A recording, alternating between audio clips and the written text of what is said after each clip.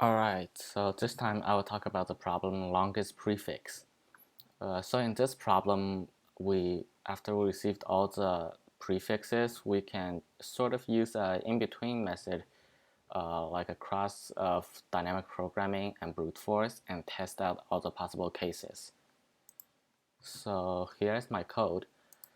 Just reading the input, and we gotta note that the input can be several lines long, so you have to use a while loop if you want.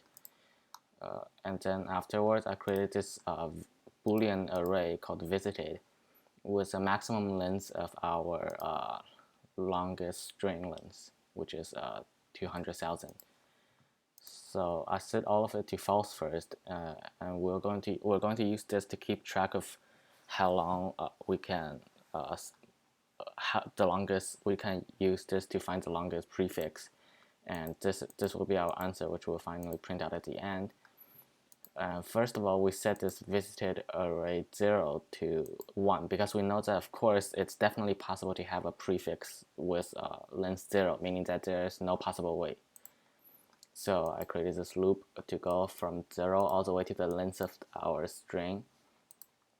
And if that is visited, if this index is visited, then we will set our answer to this because this is the maximum visited we have seen. And then afterwards, we will go through all of our primitives to check if any of it is a current prefix to our string.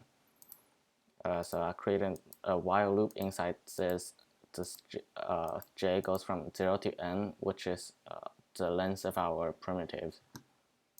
So using this loop, we will first check if k is smaller than l minus I, which means if it's still in the length of l, because we don't want the primitive to exceed the length of our string. And then we will check if this is the end of the primitive or not. So this, as long as there's still a letter to our string, then this will return true.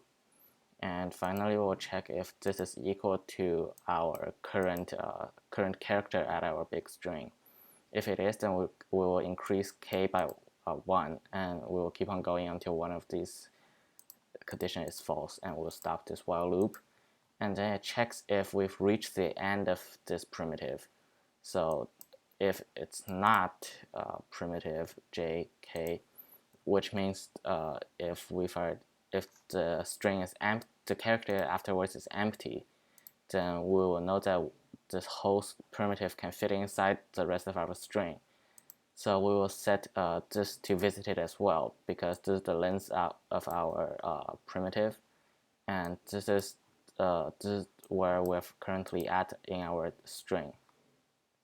And then it will keep on go through this using the search method, and then it will, for every of the visited index, we will use loop on this. We will use the loop on that again to add more visited index, and then it will eventually reach L, and then we can print out the final answer, which is the last visited index.